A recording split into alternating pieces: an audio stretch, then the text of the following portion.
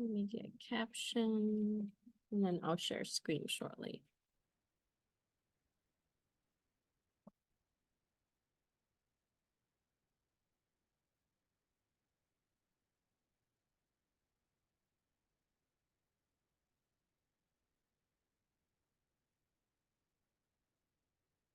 So hello, welcome to CIS27.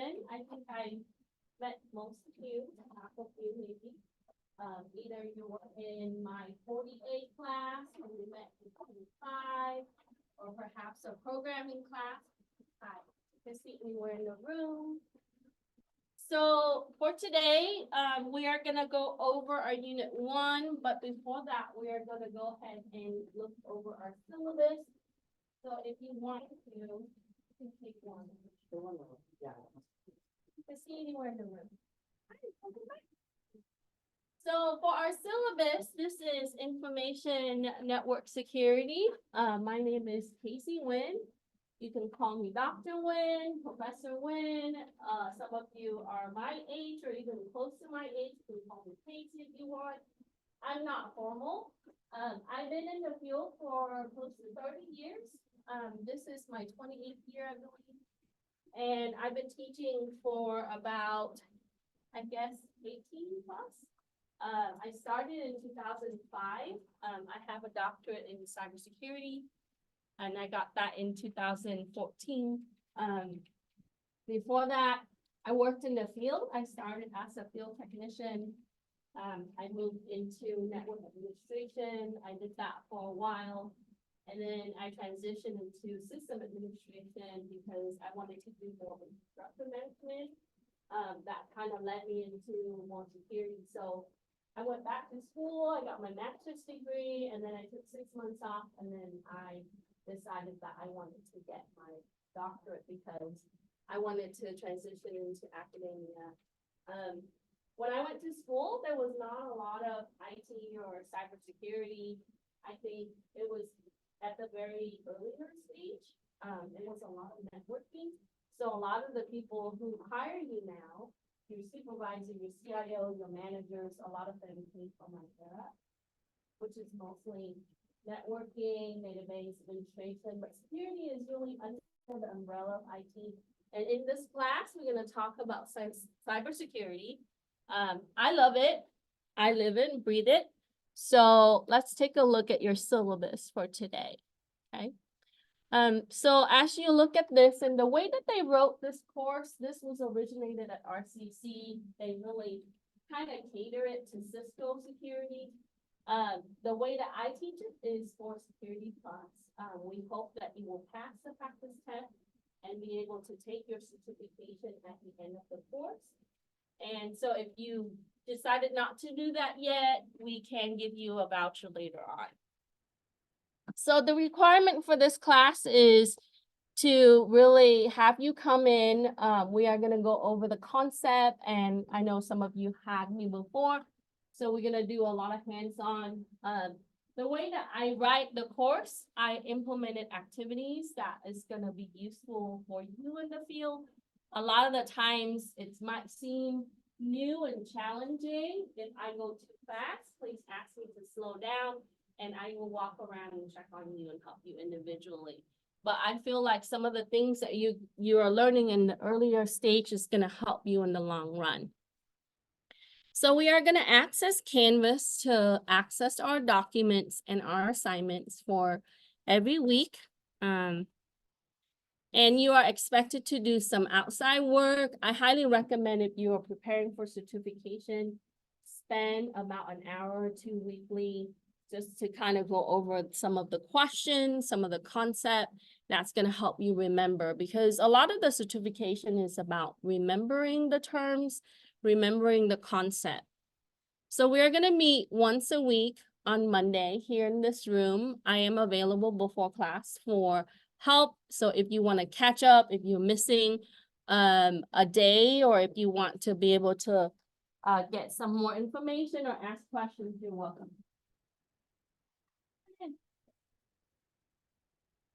There is a USB right here. You can grab one and then take a seat anywhere in the room. We just got started with the syllabus. Any questions so far? No? Okay. So for this class, what are we going to be learning? Okay. A lot of the things that you're going to be learning is going to be technical terms, technical practices in cybersecurity. This is the foundation to our practice. A lot of the things that you learn in this class is going to resonate into the other classes in the certificate program or your associate degree or even the bachelor degree and the master degree and so on. So this is the foundational. So we're going to define some of the things like malware. We are going to go over some of the standards, the difference between standards, policy, and procedures. What are those? And then we're going to take a look at the tools. Some of you are very excited to learn about attacks, I'm pretty sure. I'm teaching ethical hacking this semester, so some of you might be in that class later. So that class is really address this area, right? But we are going to learn a little bit of that in this class so that way you have a taste of it. A lot of the people in cybersecurity, what really triggered their interest is to become an ethical hacker, or perhaps they want to attack for a living. I do some of that. I perform as analyst, as a consultant for some people. We are called risk assessor. Sometimes I go into a network not knowing what's inside. Sometimes I'm asked to go into the network already knowing what's inside. So you will do blind testing.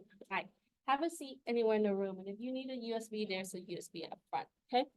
So we're gonna take a look at the risk from all sides, especially the network area. We're gonna take a look at the risk from the web and how they can attack web servers coming in externally from the outside.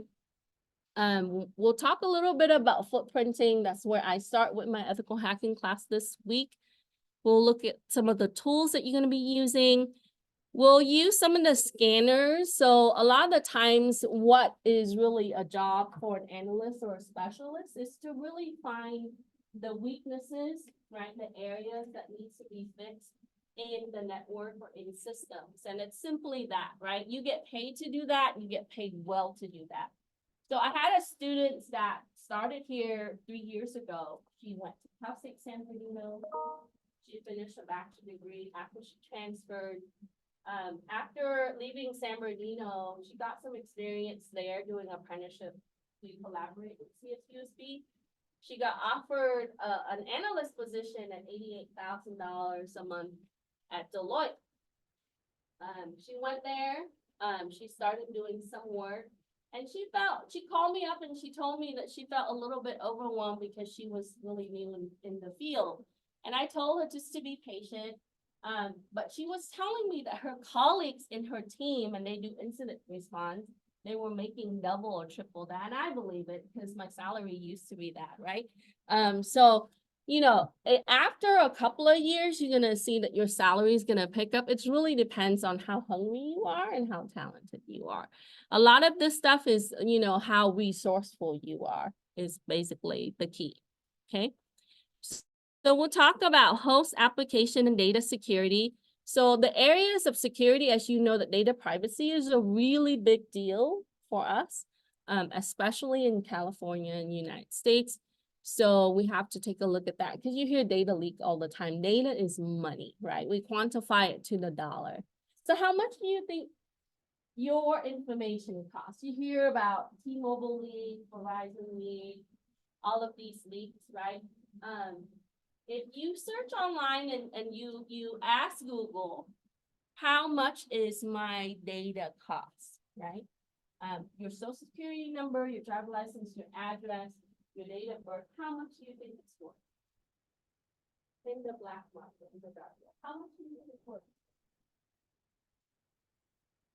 Let's say a burger meal, $10. Nowadays, 15, sometimes $10. Do you think it's that much? How much? $1,000. Wow. I'll sell you a lot for $1,000 a piece. Any other guess? So,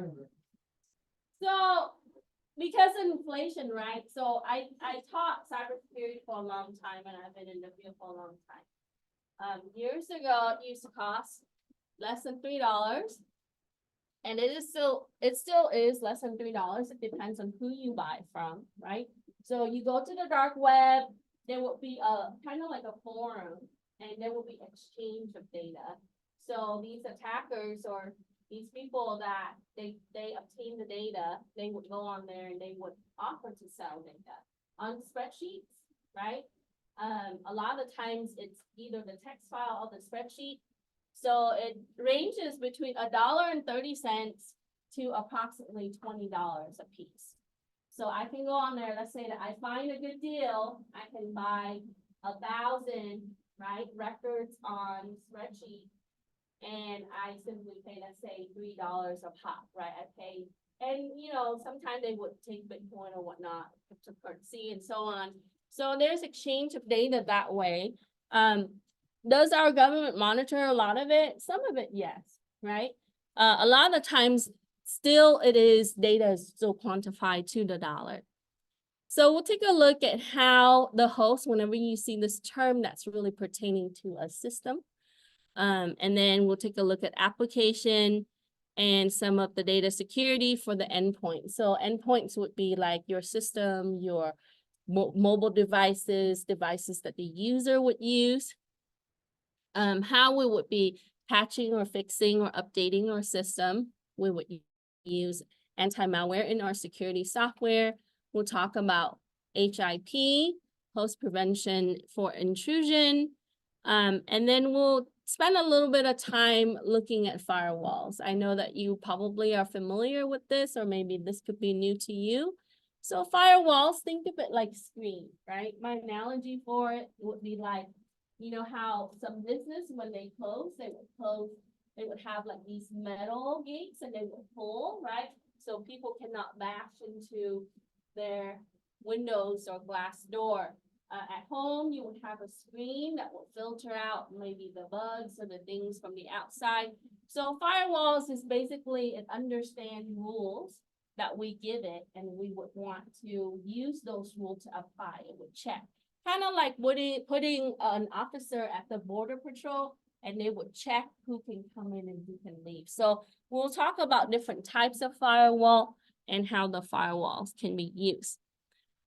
We'll take a look at, a lot of the times you're going to see a lot of the network concept that's going to come up. So you have to be really strong in networking to do well in security, no matter what area. Hi, welcome back. So we'll take a look at your protocols. We're going to spend a little bit of time learning how to create logs today. So many of my students left. They graduated, they're very successful. A lot of the times their job is to look at logs, right? It might not sound very interesting if you watch TV or shows and you see all of these really cool things about cybersecurity. A lot of the times we just looked at files and we're gonna try to find needle in the haystack, right? Sometimes thousands of things you have to look through, and you can use application to streamline that process. So we'll take a look at how we can look at logs, because the system records everything, all the activities. So we'll take a look at that. Events. We'll spend a little bit of time talking about Wi-Fi. Wireless is one of the weaker area in our networks, right? So I learned that if a network has a Wi-Fi, that's where I'm gonna attack first, okay? Because it's one of the weaker area, and then from there I will find my way in. It's a lot easier to circumvent the Wi-Fi area, and you know that there are other wireless devices and different type of standards. So we'll take a look at that in the encryption. Okay. One of my favorite areas. So when I did my dissertation, this is one of the topic that I have chosen for my comprehensive exam, right? Which is access control, because I really feel like security, the fall down for security really boils down to how people and system are being accessed. People are accessing the system and the type of access and how we're controlling that. And we're still having a problem. A lot of the times we revert back to passwords, which is really weak, in my opinion. I think that we can do well. And even with multi-factor, like multiple ways to log in, a lot of the times we're still falling down in this area. Okay, so we'll talk about the type of access and how we're controlling access. And then encryption is very important. We use encryption all the time. So the time that you go on your messaging app, right, to the time that you log in to pay your bill, you're actually using encryption in the back. And we'll talk about, you know, symmetric, asymmetric, stream encryption, and all of the different types of encryption, PKI, Kerberos in Windows. So these are some of the cryptography and what is encryption, right? And then we're gonna get into some of the business continuity. IT is business, right? This is where a lot of the university, you would see that it is under the School of Business, because if you ever go to any store these days, right?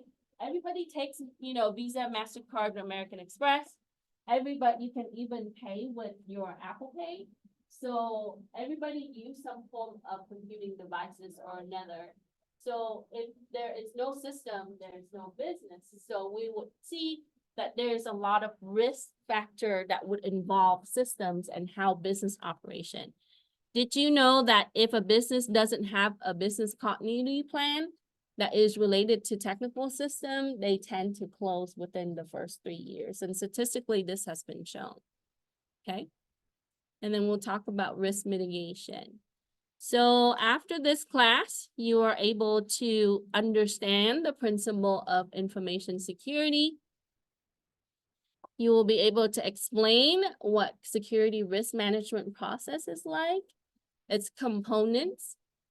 You'll be able to classify the information, and I'll teach you how to do that.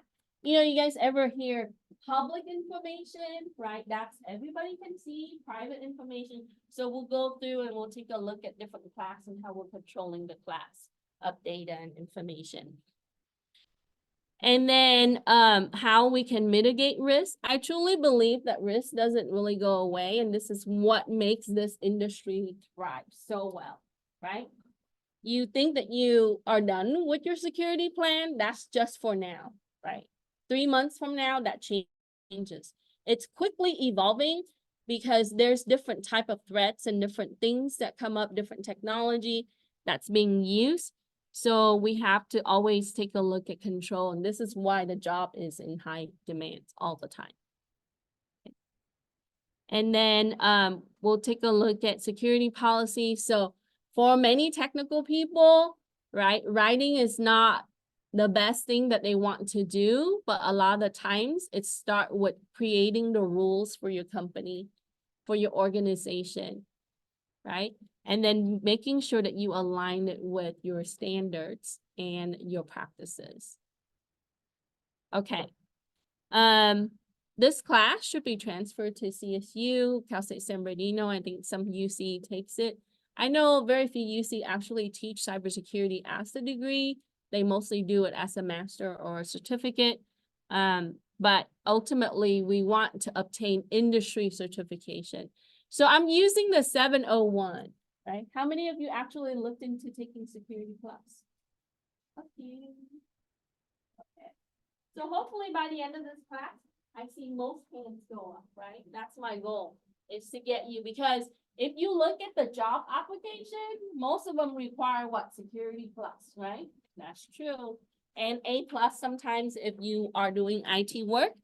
So the 701 is the new test, and that is coming. They're gonna fully implement it in this around the summer. They are still offering the 601, which is the prior exam. The main difference is that they realign and they actually merge some of the goals, but ultimately they're using the old test questions and then they're modifying some of the questions and they're adding new technology questions. Okay, so I put a link on your Canvas under the certification resources. You can take a look at the differences between the two, and we'll talk about that when we get to the notes. So for every week, we are going to do an assignment and a lab for most part, right? Except for the last few weeks. If you happen to turn it in late, I do take late work, and this is the reduction scale. 10% for the first week. If you turn it in a day or two late, I usually don't deduct, but I encourage you to do work on time, okay? We'll do assignments. You are gonna have a practice exam.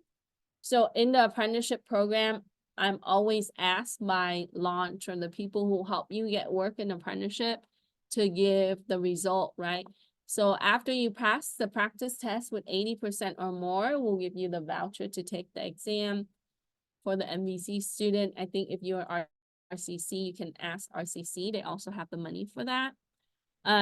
This, however, is I'm gonna turn it on like maybe week 10. And so you should have 6 weeks to go through it. And I noticed that my students tend to wait till the last minute to do it. I encourage you to keep doing it until you get the high score, okay? So that way you're exposed to the type of questions that are being asked. We're gonna have a few quizzes throughout. I don't give midterm. I just use quizzes and final exam and practice exam. Okay, so the quizzes are due at the end of the week. Even though we meet on Monday, all your assignments are due on Sunday by 11:59. We're gonna have some extra credit opportunity that's gonna go and buffer the areas that you are lacking. So everybody's gonna be a little bit different. So at the end of the semester, I'll add the points to, let's say that you didn't do well on the final and you got 100% on everything, it's gonna go into your final exam, okay? Here's your grade scale. 10% for quizzes, assignment and participation. I do take attendance, 35%. Lab activities, 20%. Your practice exam, there's only one, 15%, but you have unlimited tries. And then your final exam is 20%. I'm not one of those, when I went to school, my professor was 50% for the assignment, 50% for the final. So even if you did all your work, right, if you failed the final exam, you're done. I kind of spread it out so that way it is even and accessible to students. And, I'm flexible. So in case you are behind, just let me know if you need to come in a little bit earlier or come in a different day to do the work, let me know, right? We'll make some arrangement. Attendance and participation. So if you're gone and I don't hear from you for maybe 3-4 weeks, right? I do reserve the right to drop the student, but if you wish to drop the course, make sure that you look at the drop deadline because sometimes that will impact your financial aid by getting a W. W doesn't affect your GPA, but it does affect your completion percentage. And when you go below 66.67%, you are gonna be on probation for academic, okay? If you have any questions or any issues with me or another students, let's address it. Make sure that we talk about it. I will, if any time that students have behavior issue, I will report it to administration. In my 18 years of teaching in public school, I never really had any kind of problem. There was one case in a private school, an individual got really heated because he had missed something on a test or whatnot, and there was a deadline, and so the escalation for that can be quickly go into administration, and that's dismissal and all of the deal. But I do follow the college policy. That goes to the Dean of Academic Affairs, and then it goes to the Dean of Student Services as well. In this class, when you're asked to do your work, do your own work. I know AI is very easy to use, right? I use it for different things at times. But in this class, the point is to learn and to be able to do this for your career. So while AI is convenient, just make sure that you know how to do it, right? Because you will be asked to do it at your work. So let's try to practice. Accessibility, if you need accessibility accommodation, you can reach out to DSS office. You can go to the webpage. You can contact them. You can call. I think you can also send an email on the website. It shows that. I normally respond to messages within 24 hours, and I do check my email 24/7. I, sometime before I go to sleep, I'll check my email. So if I see your email, I respond. If not, in the next few hours. So here are my office hours. I'm normally in here earlier, 3 to 5 on Monday and Wednesday. I teach Monday and Wednesday in here. You can join Zoom, or you can come in. On Tuesday, someone else is teaching in this class, so I'm in my office, which is right next to the parking lot. You can also pop into Zoom. On Thursday, I'm here before class, an hour before. So if you need help or have any questions, let me know. Any questions? Okay, so next we're gonna go over our lecture.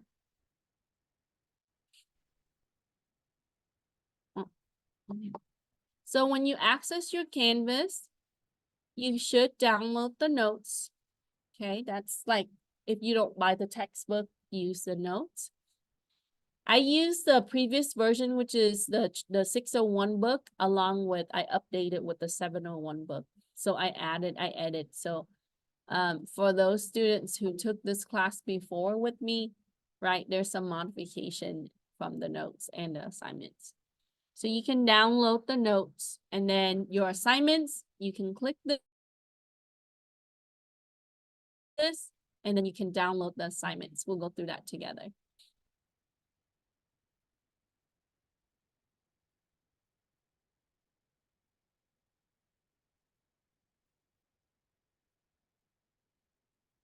Let me close this in the way. Okay, so we talked about having preparation for security class 701, right? For some of you are new to this, so this is a test that you can take. You're given 90 minutes and 90 questions, and you have to score 83% or higher to pass. So it's kind of like having a driver license to drive, very similar to that. Security class certification basically shows that you have the knowledge and the skills to practice at a specialist level for the foundational level. A lot of the times, if you're applying for security job, this is what they're gonna look at, right? So I put the link for you to check it out. If you take a look at the test, it's close to $400. I think more or less, sometimes they raise up the price. I know that for the apprenticeship grant, we're able to cover some of the vouchers for the students. So once you pass the practice test and we see that you have a high score, we can give you the voucher and you can sit for the test. You can take it at home. You just have to use a webcam, and you cannot use your phone or tablets or anything in addition to your computer. So they want to make sure that you don't cheat. There is a proctor that's going to manage your test session. Once you submit, if you pass, it's going to notify you right away. They're going to give you a digital copy of your cert, and then you will receive a card that's going to come in the mail. So with that, you will have that for 3 years, and you can renew or you can retake, right? Before, they didn't require that, but now, because technology changed, they are required to retest, or you have to get learning credits. So the test is really about learning the enterprise environment and how to have security solutions. So what are you really getting paid to do? You're really getting paid to fix security problems, right? A lot of the times, it's like putting out fire. Last semester, I had a call from one of my clients, and they were having attacks at their healthcare facility. And this is like maybe 8 a.m. in the morning. So as they just started a new shift in the morning, all their systems starting to slow down and everything came into a halt. So I was getting a call, and some of my colleagues were getting calls. So we have to either go there physically, or we have to remote into some of the system, but because they have no connection, we have to go there and fix some of the problems. So when you do that, when you have an incident like that, that's called incident response, right? So for the exam, they're going to address some of those areas right here, right? So we're going to mitigate is to reduce some of the problem, We're gonna find the issues or the weakness, and we're gonna take a look at the threats. Okay, so I give you the breakdown percentage for the certifications and how you're gonna be able to continue your certification after you obtain it. So you can go to conference, you can take classes, you'll be able to earn the CE units. Okay. So I'm gonna leverage between this and your assignment. So take a look at your notes and then we're gonna go over the assignments together. Okay, so the first part here on page 1, it talks about a use case. And the first question asks you, what is a use case? So in a company, if you work on a project, a security project, a lot of times they would refer to this term, right? As it defined on your notes there, it really describes how an organization wants to achieve a certain goal. A use case could be toward a certain technology, or toward some kind of practice. In our case of security, they want to achieve a certain goal. For example, you guys familiar with Apple One, the staffing company, right? So you probably hear a lot of different staffing companies. A lot of times, all of the staffing company or any company has IT in the back. One of my friends, he's the network administrator for Apple One. My former students is actually a network administrator for Whole Foods, right? National administrator for Whole Foods. So their goal is to make sure that their network is on 99% of the time. And that's a key area for security, right? Making sure that the system is on 99.9999%. Now they call it 7 nines.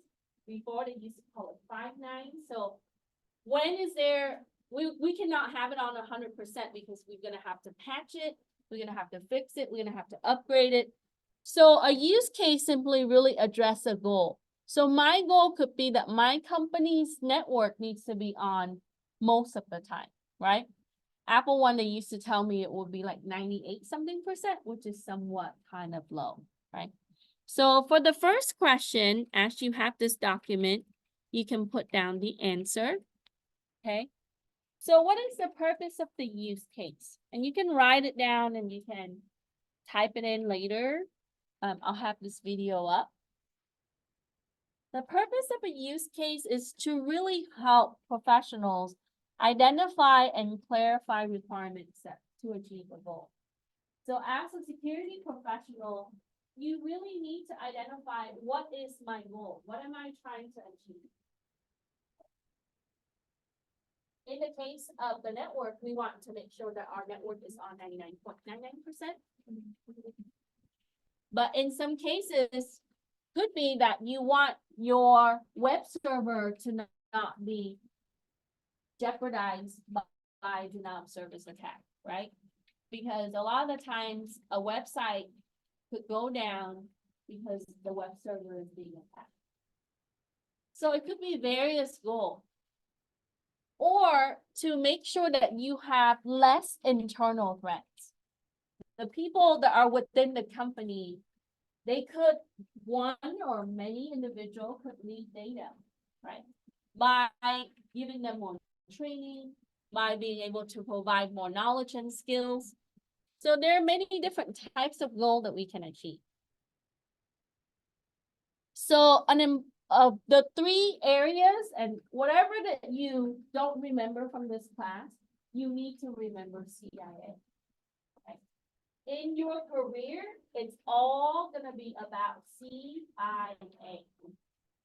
Confidentiality, integrity, and availability.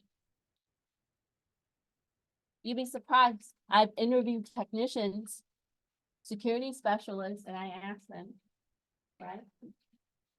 Tell me some of the practices for CIA, and they don't know, right? They know, but they can't verbalize it, okay? So CIA, confidentiality, integrity, and availability. You will likely see this on your certification and on your quiz and your final exam. So what does it mean to be confidential?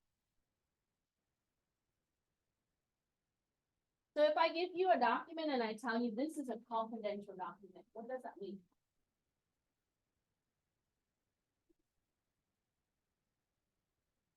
Is it for your eyes only? For you not to share with other people?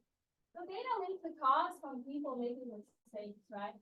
Forwarding the wrong email to the wrong people, right? But we can control that in security.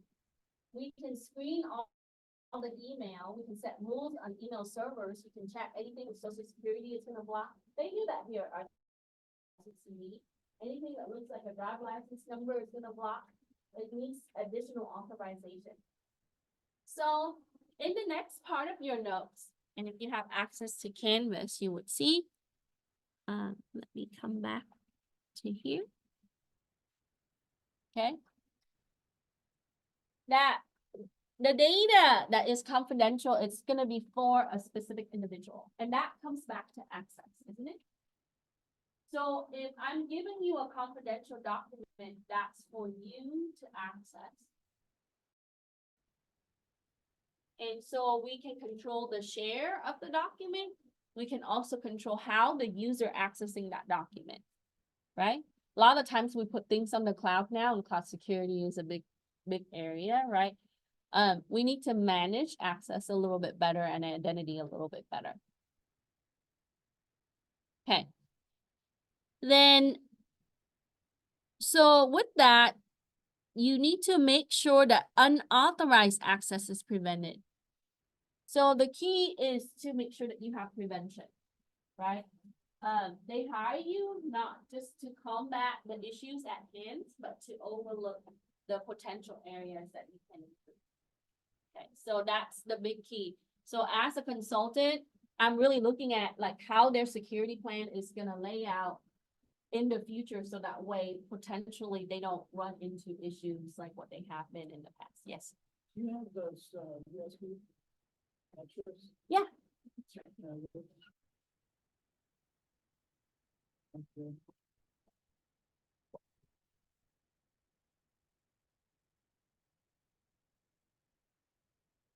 Okay. Any questions? So some of the methods that we can use, right? We can encrypt the data. So it's like taking your plain document in English and making it to something that's not readable, right? Mumbo jumbo. So in case it falls into other people's hands, they're not able to see it. We can limit permissions. So whenever that you're dealing with access control, there are two elements. One is going to be the subject acting on an object, right? So for computer science students, they already know object is usually a file, a document, some part of the application.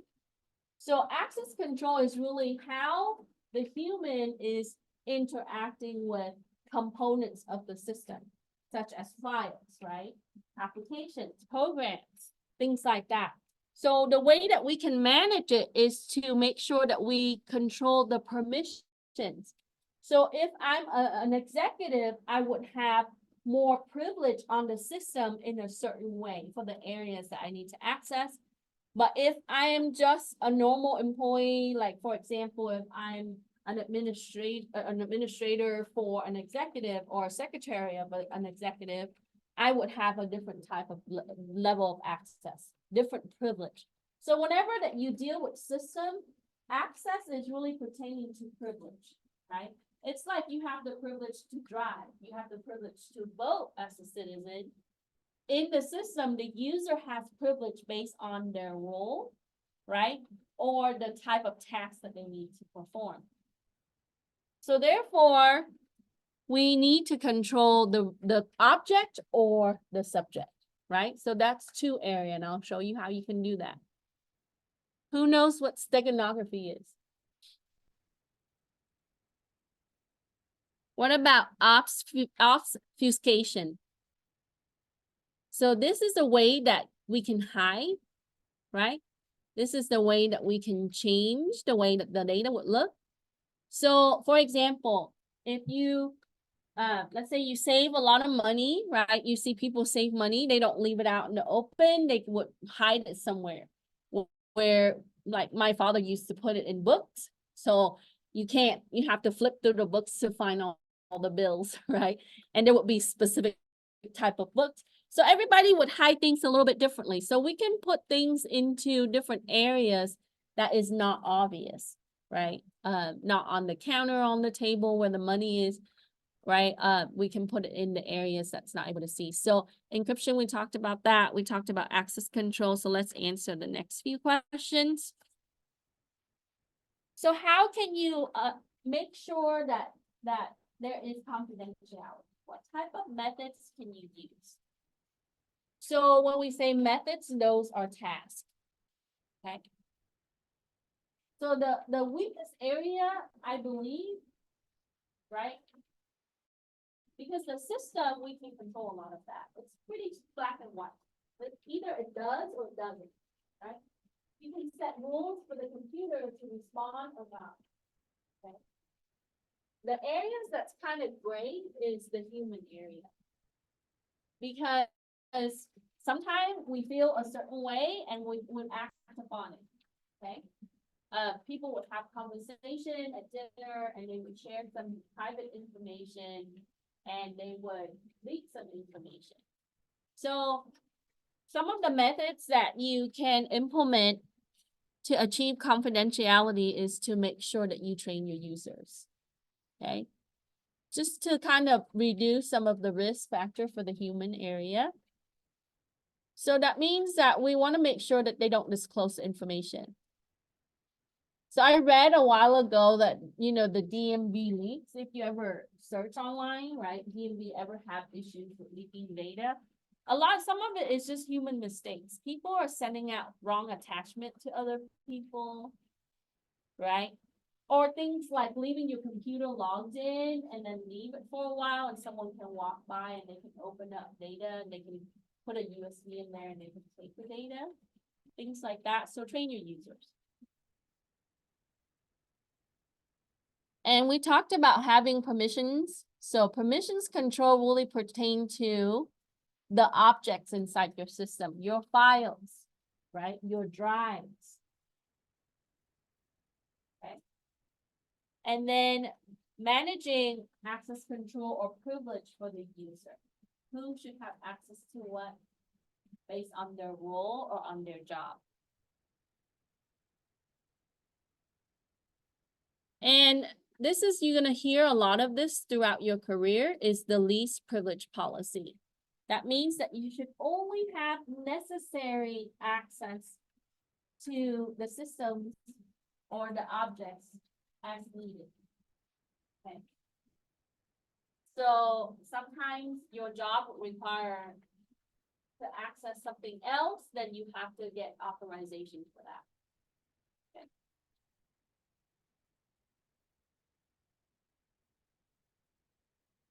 Now, for the I, for integrity, so when we say that someone has integrity, that means what? If you say, I have integrity, what does it mean? What does it mean? Trustworthy? Say it again. Trustworthy? You are trustworthy, you have credibility. So for the system, how do we know? We want to make sure that it has integrity. That means it's intact. It's not modified, right? It is it is what it is, basically. Well, so what does that mean? If a file is changed, its state is going to be modified, okay? The system, it keeps track of everything that's been modified. So for example, I create a homework file, right? I type and I save it. And I leave it for a week and I come back. If it has integrity, it will be exactly like how I saved it, isn't it? But if it's changed, if it's modified, then it lost its integrity. So the way that we can check the integrity is to use hashing, okay? Hashing is just simply values, numbers, right? A string of numbers that it's generated when that file is created. Now, so let's say that I have a file, I created it as ABCDEFG, right? It's my hash. And I give it to you. And when you check it, the hash is different. What does that mean? It doesn't have integrity anymore, lots of integrity, right? So the way that we can validate that the file is intact and it's exactly like how it's supposed to be is to use hashing. We can also use digital signature. Digital signature is to really verify the integrity of especially things like when you need to send a document that was intended for a certain identifiable individual or subject, right? You can use it in email, you can use it on the document, you can use it in different type of objects. And we can also have certificates, okay? Under certificates, it's gonna tell you the state, the timestamp when it was created, and how it should be permitted, okay? If you guys ever install app, you've noticed there's a little pop-up, right? So let's say that you're using Apple or Android, you can install things like Spotify or even Zoom on your phone. It would say allow microphone, right? Allow to access contact. Those things are permissions that are related to that app for your phone, and it pertains to the certificate of the app. Okay, so if you say don't allow for it to listen to you all the time, right? Do not allow the microphone. It's gonna store that permission onto a certificate, which is a digital file that the app is tied with the application. So the next time you open the app, it's gonna go look for that file. It's gonna say, oh, do I have permission to activate that hardware, right? So the fall down of that is that a lot of people just say, okay. And what happens is what? Everything is listening to you at home, including your smart TV, right? So if you don't believe me, you start saying something repeatedly around smart devices. Next thing you know, your browser is going to give you the apps for that, right? Because they pull your data from the microphone, right? Okay. All right. So we'll come back to certificate. I'll show you how you can manage certificate and then timestamp. So timestamp is basically the time for a certain event or occurrence that happens, right? Any question? So before we go in, and you don't have to write it verbatim, write it how you want to learn it, right? The assignments is really intended for you to keep notes, okay? When you submit, you can add your answers, you can summarize it, however you want it to do that. Any question? Okay. Yes. This is the video lecture video. Yeah, I'm re-recording, but in my prior 27, it would have the similar concept. I recorded for the online class.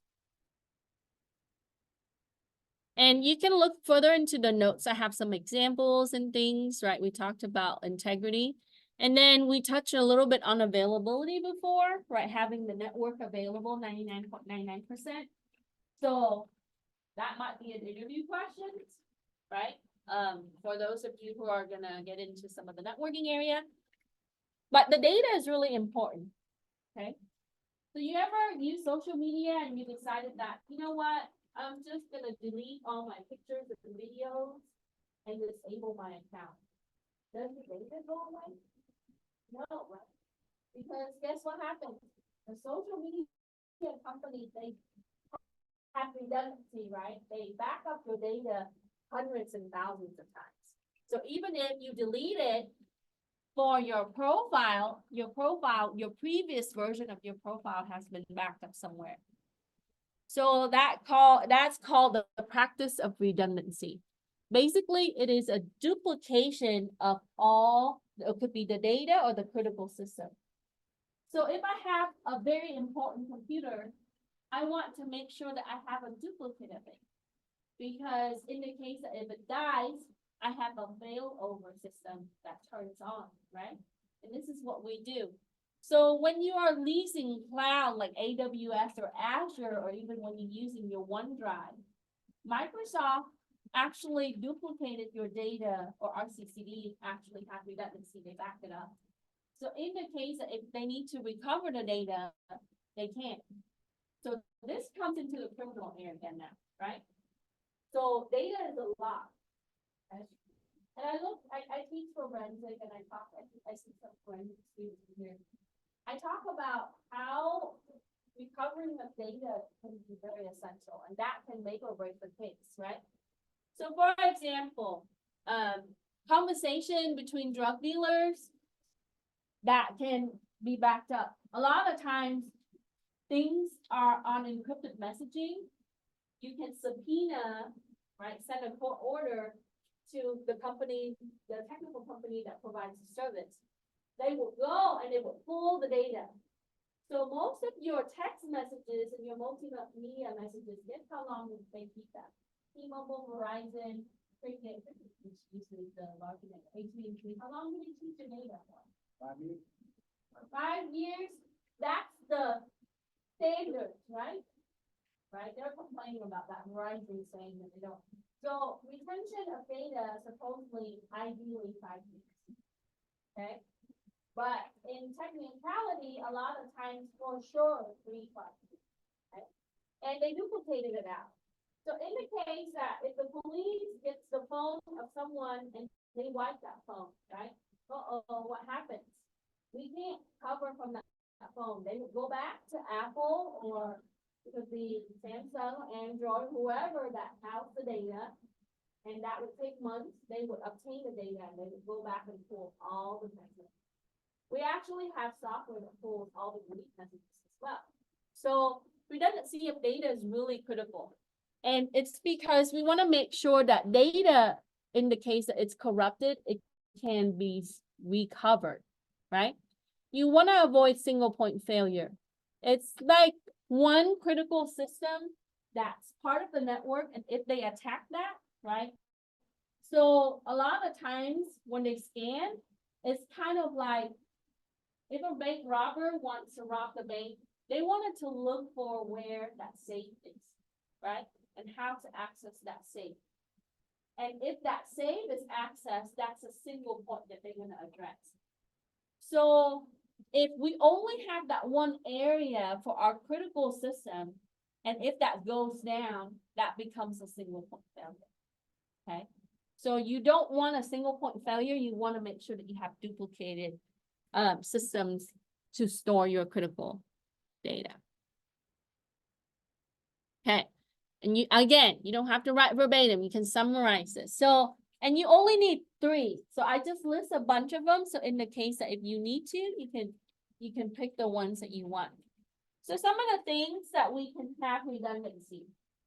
We can take our disk, which stores a lot of data, and we can duplicate it. And we can use technology that automatically does that, right? Some of you have learned that in CIS27. We can do backup. Okay, so this is why backup is so important.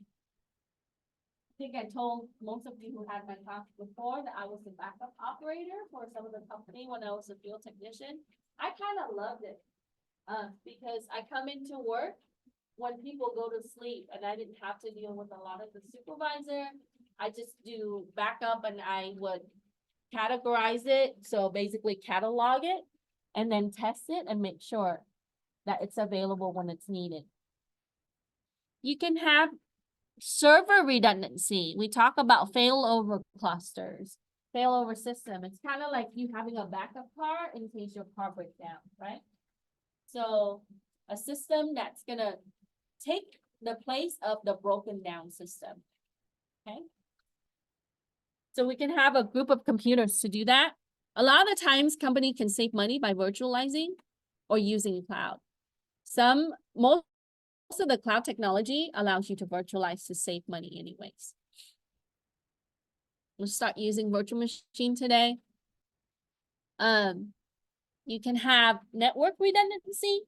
So a way that we can do network redundancy is we can load balance. So load balancing is like this. It's like when you're driving down the road and there's an accident, right? You have an alternate way, not a detour, but an alternate way. Could be a detour, but an alternate way to get there, and it is equivalently fast. Okay. So if I'm going down Route A from my home to school and something happens in Route A, I can take Route B. Or I can divide both routes for all the traffic, right? So let's say that there's 100 cars going down Route A. You can take 50 cars and send it down Route A, and 50 cars send it down Route B, and it will get there equivalently fast. So it's the way that we can load balance our network so that way it's not congested. Okay. You can also have site redundancy. This is an actual physical space. So that means that we would need to have another office location to house our equipment. Most companies, they put things on mobile now, right? Like put it on 18-wheeler trucks. Or a lot of the times when you see data warehouse, they're actually having it in different countries in the case that physically that area is not accessible. So when you're looking at technical companies like Facebook, Instagram, right? They first started where? Where did they start? Silicon Valley, right? Silicon Valley, but they have their data where? New Jersey, right? They have some of the data in San Jose, California, but they back up their data in New Jersey. Why? Because in case California has earthquake and things happen, fire, right? You still have the data in New Jersey, and then they expanded, right? They have Denmark, they have Australia, Canada, and so on, because the company got bigger. So you are gonna have equipment and space in different locations in the case that that your site goes down. So these are some of the information here. A hot site is exactly duplicate of your office. It would have all the equipment and it's available 24/7. That's very expensive. Who's gonna pay for another building exactly like this big building, right? So they might have something like a cold site, which is basically an empty room or an empty building, and then you have to move the equipment in there. And then they have a warm site where they do have some personnel and some equipment. We talked about backups already. So we want to make sure that when you back up, so from now on, right, I'm gonna, because not that we learned this, you're gonna practice it, right? So every week, try to back up your data. Things like family pictures, things that you have put on your phone, and you meant to kind of link it with the cloud and then maybe download it on a drive somewhere where you can have it. Sometimes things like fire and things we are not able to access our personal belongings, and you're always going to have those important things with you. Okay. And then we want to have alternative power. So how can we have alternative power? We can have a generator, right? In California, it's great because you have access to sun power, or even sometimes they would use wind power, but a lot of times company would refer to generator. Most company in the local area network, they would use what's called UPS, uninterrupted power supplies. Those are just large batteries, okay? Expect them to perform for less than an hour, at most 2 for the larger ones. And they also die if you don't use them, right? It's funny. I got a call last year. One of my friends said, "Oh my God, my UPS stopped working and I just lost power, so I lost everything." And I said, how old is your UPS? And he said, "Oh, it's like a couple years old, but I've never really used it." So battery drains, right? Sometimes you go to check it. So UPS, make sure that you check your UPS. about 6:30-ish, we'll go over our lab, so. Any questions? Yeah, Sign in. I'm sorry, I'm trying to sign in, I can't get it, I use my right password. maybe you can reset your password? Yeah. For Canvas, or are you what can't sign into what, Outlook? So this, To the network? You can use, there's if you log off, there's a guest user. I think a guest account is still on there, but it's limited. It won't be tied to your account. that would, without me signing in. Yeah. You can use your laptop. So that I forgot. Uh, Yeah, try use the guest account. I think they left the guest account on there for you guys. Under other user. Okay. So how can you make things available? We talked about redundancy. You can patch the system. Basically, patch is installing all the fixes. You can run updates. I know that sometimes we don't like to run Windows updates because it could take a long time, or sometimes it might cause issue. But in a network environment, we always want to test the updates before we install the updates. So even once you download the updates, you want to research and test the updates and make sure we can test it on, like an isolated system and make sure see how it responds. That's gonna help with security and also software bugs.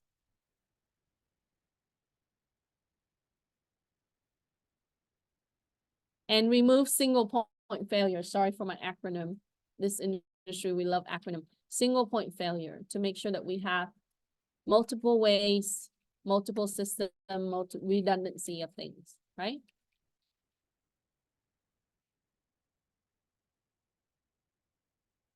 Let me move this down a little bit. Okay. So how can I make my organization adaptable and with the growth? It's really important that you prepare. So insecurity, part of our area is to make sure that we have things available for the organization. You see companies that's gonna have tremendous amount of growth. So for example, if I start with a small company, 15 people, and then, huge hit for my company, you see some of these startup, right? And eventually it becomes 100 people the following year. So I have tremendous growth. So I want to make sure that things are scalable. My system is capable of handling the increase. Especially when you look at technical company, like the social media company, all of a sudden they have a huge demand. So they want to make sure that it scales, otherwise it will flop, right? So when you make that decision, when you implement solutions, you gotta look at a 3 to 5 years run. A lot of the time, 5 years run. Okay. And we want to make a prediction. And how can I know if it's a new company? Well, you want to use, if you don't have historical data, you want to use a similar organization data.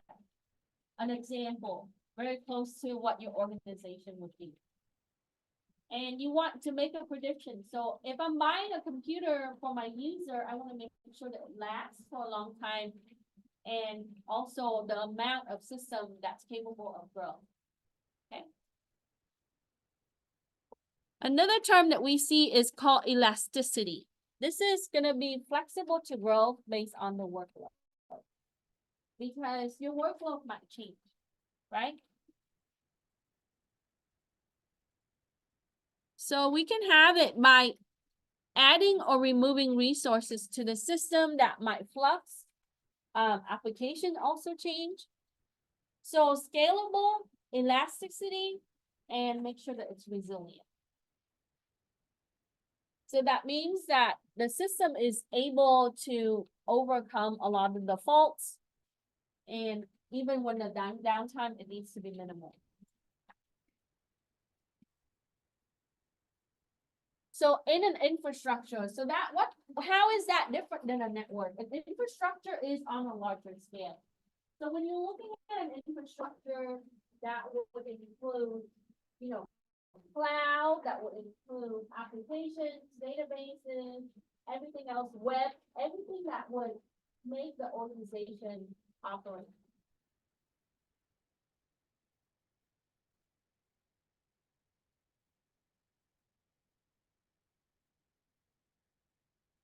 Okay. Any questions? So now we're gonna come to the area of risk. So the risk is defined as the possibility or a likelihood that the threat is exploiting on a vulnerability which result in a loss. And this is pertaining to security risk. It's not a general risk, right? A security risk is a possibility that something can exploit the vulnerability on your system or on your application.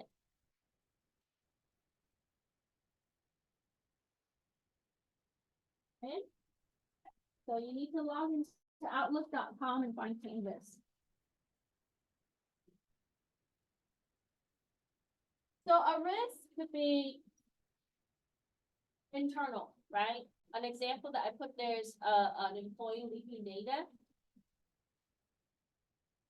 Someone loses a laptop at Starbucks, and that laptop could contain sensitive information or files. Someone giving away passwords on the phone to the attacker, right? They fish very well, right? That's called vishing, which is voice phishing. You guys ever get those phone calls? They do that a lot these days, or especially around the holidays. You can think of other example that would be a risk, and we'll come back to how we can quantify this. So then, what is a threat? And who could be a threat? Okay, that could be a malware. So a threat is something that can cause damage to your assets, which could be your system or your people. Some risk is physical risk and some risk is logical risk, right? So when I say logical risk, that really pertains to the digital world. And the physical risk is really pertained to our physical space, right? For example, that someone can burn down the whole building or bomb it, right? So we'll look at the physical security as well. At Cal State San Bernardino, they do the national security bachelor degree, which encompasses cybersecurity and then a little bit of national security on top of it. So a malware, it could be a virus, and we'll define a little bit more of the malware, right? So basically, it is a type of file or program that can cause damage to your system. The virus, it needs human intervention. So that means that you need to download and install it. Okay. The Trojan, basically, it is a masquerade type of program, right? It hides other things. Okay.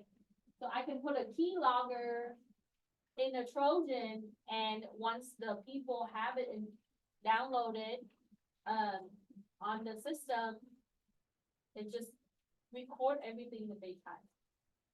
Okay. So a Trojan masquerades. It looks like something that's nice and simple, but it's not. It could be malicious.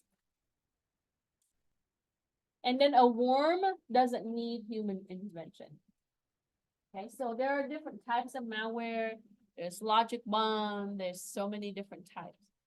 So only about 60% of malware is known and defined. So when you scan your security software, if it recognizes the malware, the definition or the signatures are known. In the wild, meaning on the internet, 40% or close to 50% are unknown.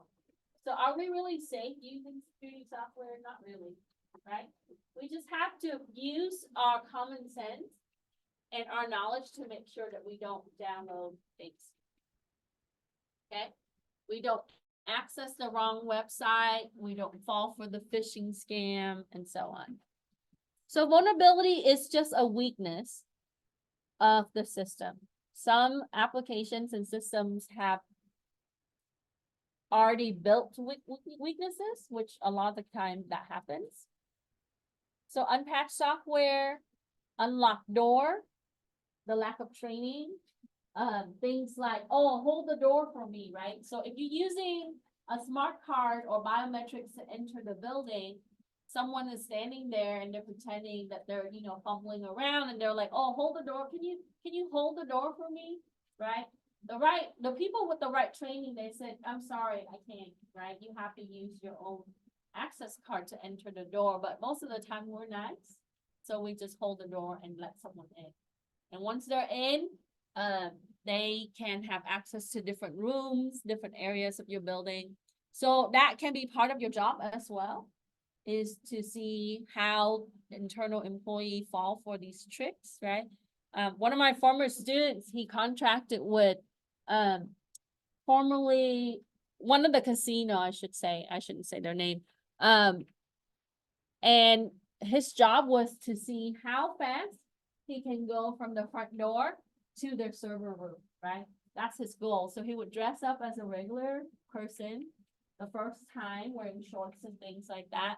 And his friends would be in the car and he would see how he can navigate and get inside. The second time, he would dress up like an IT person, right? Holding a laptop or carrying a laptop bag and going in there and pretending that he's there to service one of the system and see if they open the door for him. And he got paid to do that. So you can do physical testing that way. Okay. So the lack of training is gonna also cause us to fumble. Okay. So let's talk about incident. What we considered an incident, right? So you have these options. A user click on an unknown URL and it takes him to a car dealership, and that's just an adware. So that's not really an incident. A CEO laptop restarts frequently and some files are inaccessible. That's just file corruption.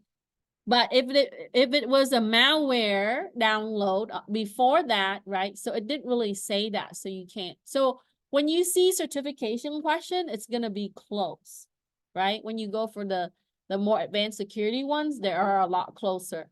Okay, so they're gonna give you a scenario like this. And then C, ransomware was downloaded on the network and no file is accessible in the event. This is very common. This happened to many city and county offices and even healthcare people. So ransomware, they lock up your data and they ask for money, right? They ask for a ransom. They hold your data for ransom. Even if you pay it, you don't get it back usually, right? So they encrypt the drive. So in the case, so let's say that it happens to you. You show up to work and 5 minutes in, someone reported that their system got ransom. What do you do? What do you do when someone says, oh, I think I have a ransom on my system? What do you do? Oh, hey. Yeah. How do you isolate it from Unplug the cable, right? If it's Wi-Fi, turn it off. Disconnect, right? Make sure that it is completely disconnected. And then you will find out how far it's spread, right? So if someone else get it, then you check that segment of the network. So simple things like that, right? So a ransomware, it's gonna act fast. Usually it comes in from a download, from email. That's a good vehicle for ransomware to come in. Or sometime nowadays, they also send embedded links to text messages and then they just click it, right? And they can impersonate or they can use a very, familiar number and they can send it. So don't click the links that you don't know, right? And a lot of the times it comes down to training as well. The server room door was open, no entry log was recorded. So now if the server room was open and someone went in there and, stole the server, then that becomes an incident, right? So you're gonna see similar question to this. Okay, so we talked about risk before. We wanted to be able to control risk. There are two areas of risk. Number one is the technical control. We govern this. We, as an IT and security people, govern the technical control. That means that we can configure the rules on our firewall. We can possibly use some form of authentication like password to protect the account. We can set up permissions, right? Technical area we can control. The harder area for many companies is going to be administrative control because human factor, right? So the administrative control would entail training the users, setting up the rules and making sure that people know about the rules. Those are called policies. So your job might be just writing policies, technical policies, and also, user access policy and so on. And your rules are gonna align with operations, right? We can't just make crazy rules. We have to make sure that the rules align with our operations. And then we implement procedures. So what's the difference between procedures and policy? Policy is a set of rules to follow. Procedures are the steps to follow the rules. Okay. So for example, I want to set up a policy where every time that someone needs higher access, they need to come to, there's a set of rules for higher access requests, right? Because we talk about least privilege. So if an employee wants higher access, right, they need to contact IT. And within that, I would write down the steps on how IT will handle requests for access, right? A ticketing system, they would submit that, you would respond to their email, and then you would go into authentication server and then modify their accounts, okay? So normally policy, following that, we would write the steps on how to follow those rules, okay? Any question? Okay, getting there. Okay, I promise 6:30. I'll give you a little bit of break and maybe get some snacks, and then we'll do the lab. It's very short today. For 12. Okay, so you're gonna identify the type of control, and all of this can be in the notes based on the scenario. ABC company uses digital locks for the entrances. That is basically protecting physical, and it deters. So whenever you see like cameras locked, its job is to really deter the people, mostly, right? And it reports the incident in case there's an incident. So a lot of it is gonna be, so when we're using locks, that's gonna be physical. When we have logs of the system recording, let's say on my server, identifying potential breach. Okay. You can run your network monitoring tools, and then all of a sudden you see a flood of traffic coming through. You guys ever seen attack maps? If you get a chance at home, just go online and search for like security attack maps, right? You would see that, it would give you the map of the world and who's attacking who, right? You would see all of a sudden the DDoS attacking from, let's say, Argentina to the United States, or different South America to the United States, China to the United States. So a lot of that comes back to the protocol, so we can identify that. And in a network, your system reports everything. So when you see a flood of traffic coming in from a certain source, that could be an attempt, right, for attack. So this is a way that we can detect security issues. So that's detective control. In my opinion, detective is response, and that's just a reaction. So detective doesn't give you long run security plan. You got to make sure that you are doing preventative. And then C, a company requires all employees to attend security training. That's operational and administrative control. We talked about administrative. Firewall rules that's configured to prevent unauthorized user to access the server. Technical and preventative control. So I was overseas for the winter. I went to Asia for a month. And I was using VPN, but I had to connect to VPN from my hotel network. I dread it so much because here in the United States, I would use my own hotspot and it would be secured and I would not have anybody else on it. I really hate public Wi-Fi because that's like the easiest way to find people and to attack people, right? And sure enough, I was connecting to one of the hotel Wi-Fi and my firewall just started popping, right? It was saying, oh, so-and-so was scanning you, so-and-so was scanning you, and I started blocking, right? And I started having to close out some ports on my system, and I simply was using my laptop. But yeah, so, and at that point, it was detecting, so you see detective, and then firewall is really good at blocking that.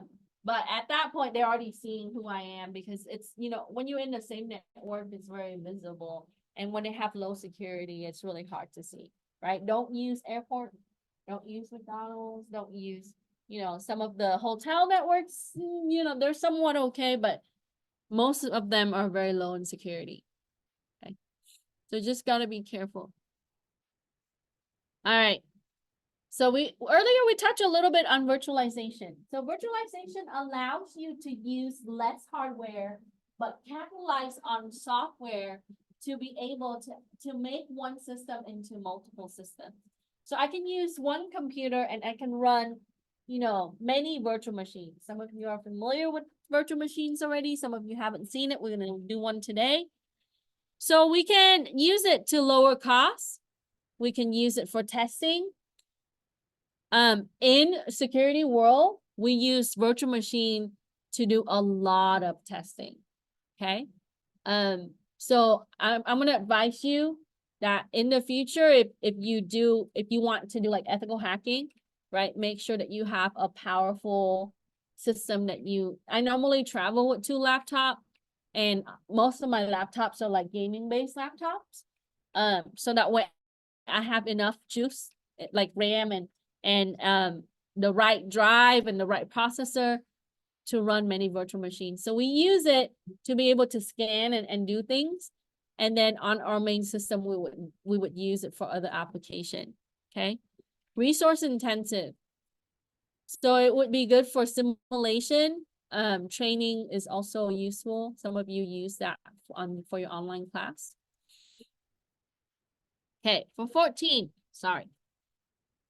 So reconnaissance, really, you would hear the term recon. Recon is helpful in what?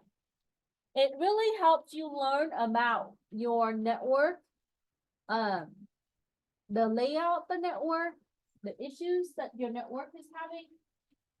In some cases, if you do like ethical hacking or even pen testing, you would also have to do recon.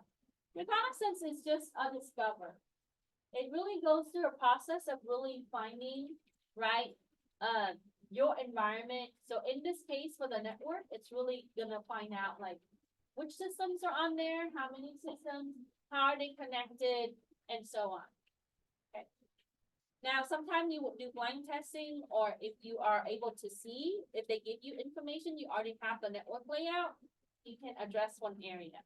Okay, so making sure we know what recon is, that's gonna come up on quiz and exam. Okay, any question?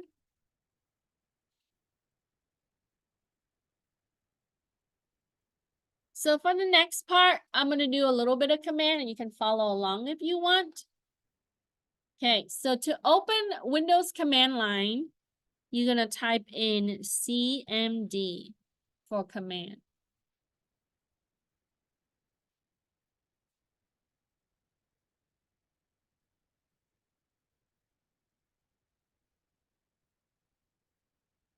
And you would see this, right? Some of you are familiar with this, some of you haven't seen it before. So for question 15, it asks you, which command is used to display ARP cache information? ARP stands for Address Resolution Protocol. This is a very useful tool that we're going to be using. So you can do ARP, sorry, I typed it wrong, ARP-A. So this is called a switch A or option A.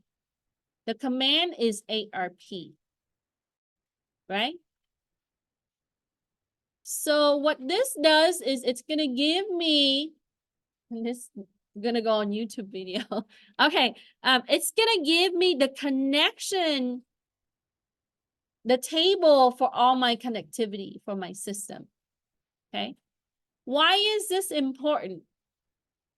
This is a cache is basically a temporary storage. The system does that. So whenever that your system is connected, it puts that entry onto a table and it saves it.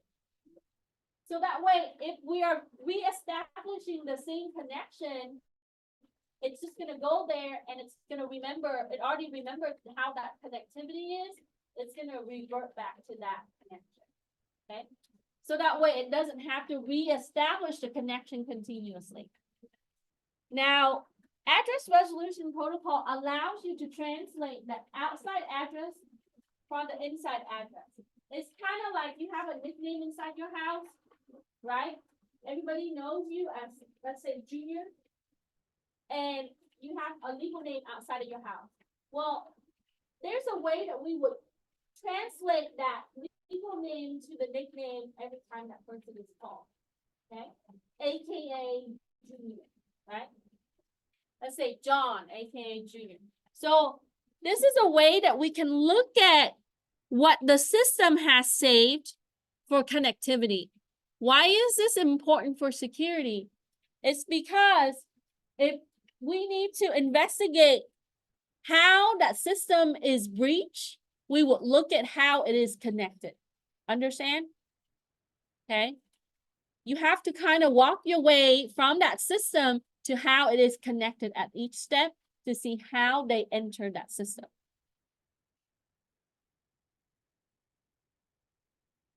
Okay. And in this next one, we are going to talk about Linux. So in the notes, sorry, I'm going to come back, go down a little bit. I have some extensive note on your virtualization, right? We also use ping. This is a way that you can test connectivity. If ping is allowed, your system would respond, right? I can ping a certain IP address, okay? So I will show you. So you can ping yourself by doing a host IP. 127.0.0.1. So you can do a ping, and if you want to ping yourself, you can do a loopback address. A loopback address, it always go back to home, which is its own system, right? I call it a boomerang address. It's going to come back right back to that system. So if I want to ping myself, I can use my own IP address, or I can just ping the loopback address. And this is a loopback address. So if it is connected, it's going to reply 4 times on the Windows PC. If it shows timeout, that means it's not connected. So why is this important?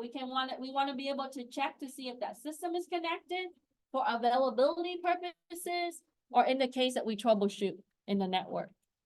Okay.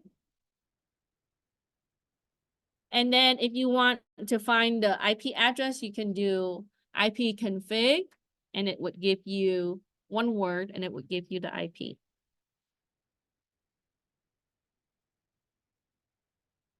So for the Windows, we use ipconfig. For Linux, this is no longer used. I think they retired this. You just do IP space address, and it would give you the IP address. You can also do netstat. So I'll show you that real quick. You can do netstat A. So this is another way that we can see active connection. Now, on the other one, right, we would show the type of connection. This is more on the specific from whom to whom, but for this, it's gonna show all my active connection. You see how this is listening, right? If it's already connected, it's established. If it goes stale, it's gonna tell you it's close wait. Okay. So all of these commands come in very handy down the line. And some of it could be like web right here. You see HTTPS right here. And then you would see. So the foreign address, that's my my computer. And then the local address. So this number right here is the port number. So think of ports are like windows to your house. It has values. And each of those value means a specific type of service. So for example, like you have a living room window, right? And its job is to let you view, you know, I guess your front yard. So the port is like that. It is a way to connect to the system for a certain type of service. Any question?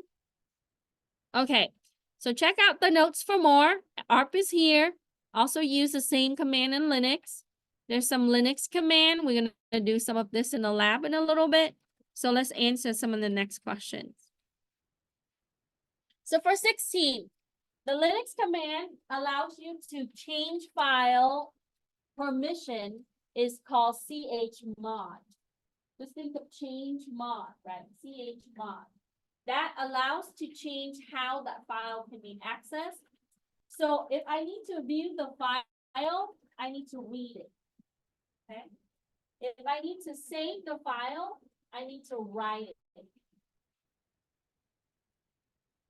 Right? If I need to run the file, I need to execute it. So there are different ways that we can allow a certain files to be accessed. We can do a read write. That means the user can open the file and see it and save the file. We can do read only. They can only see the file, but not change it, not save it. So even if they type in something, they cannot save it, right? So we have to think about how that user and what kind of access that user should get. We are going to do the lab. We're going to work on logs today. So logs are basically a file that reports different type of events. It could be successful events, and it could be the failed events. So the question asks you, what type of logs record successful and failed events for security? And in Windows environment, it uses security logs. So on your system, everything is searchable. You can go home and do this. If you search for event viewer, you would find security logs there. Why is this important? If someone tried to log into your computer and they fail, it records it. Like they type in the password 5 times and it's not successful, it locks out. Yeah. And then if they log in successfully, it's also logged.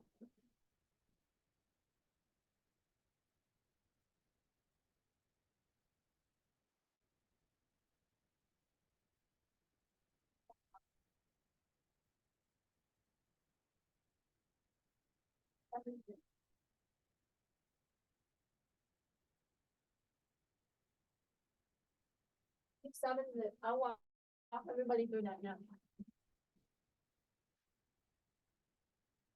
Okay.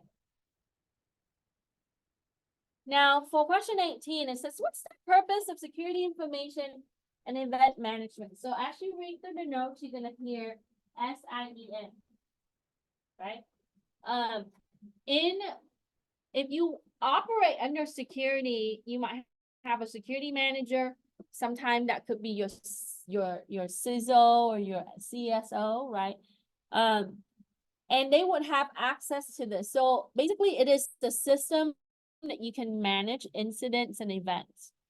Okay, and it also it has a lot of different feature.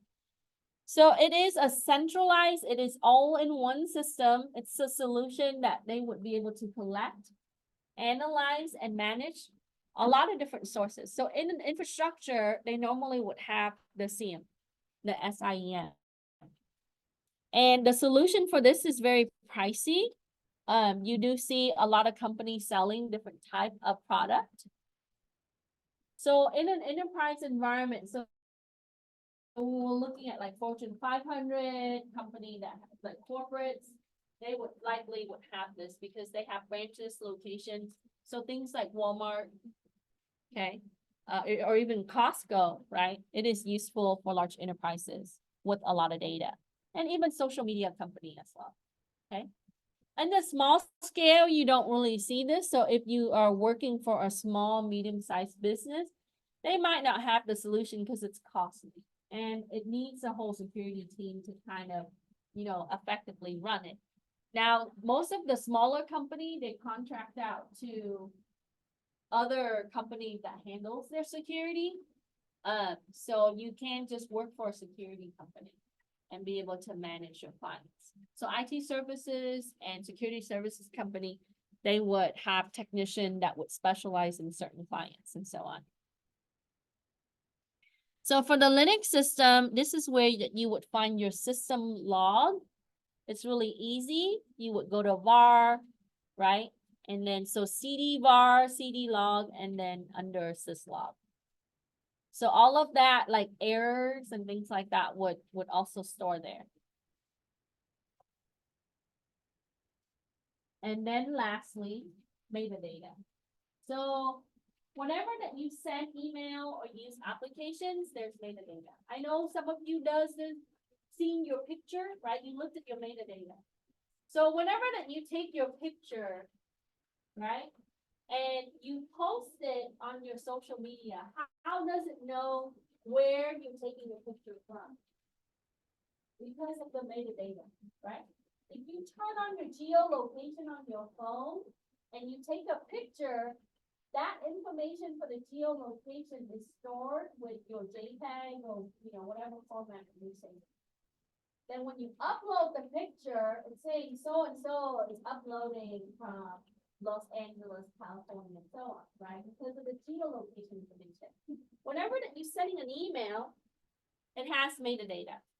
So a lot of these application, or especially web application, uses metadata to be able to track, okay, the type of data and how the data can be stored. Because ultimately, when you throw that onto the cloud, right, the servers have to be able to tag your data and store your data. So in an email, your metadata contains their email header, which includes where it's coming from, where it's going to, and everybody's in the middle, okay? Your email just doesn't go from point A to point B. It goes across the world and actually to point B, right? Whichever the servers is handling it. So when you're using Gmail, right, MX server from Google, there are multiple of them, they're gonna handle. And then sometime, right, if you're using attachment, it's also gonna show the type of attachment and so on. So why do we care about this? One day you're gonna have to discover what happens. Okay, you have to go back. And those of you in forensic, or you took forensic already, you already know this, right? We use metadata to find out where that email was sent, what time it was sent, who sent it, where it's going to, what time it's arriving, what kind of attachment it has, and so on. Because that could be, an investigation that you're dealing with, criminal case, or simply you're dealing with data leak. Okay. Any questions? Sorry. Need to talk the whole time, but all right. Let's take, if you need bathroom break, let's take about 5-10 minutes. There's some snacks up here. If you don't want to, we can dive directly into the lab, and then whenever that you're done, you can just go home. I'm not going to keep you here till the time, but we'll take the attendance in a little bit. Let's take 5 minutes break. You want? And if you want to get started, download the lab. And you can download Kali Linux. It does take a little bit to download and extract. You know, video and sign. Are we still signing in? Why? I'll get my computer until I get. Okay, so go to outlook.com. And we go to copy it. Well, on the, go here, type in outlook.com.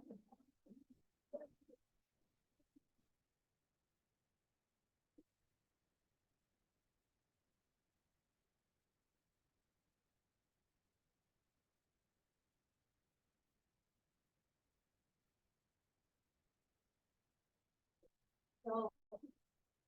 If you set passwords on we don't know the password. No, the last time I used it. The one I was doing, use it. And have to try putting it in here. So put in your RCC.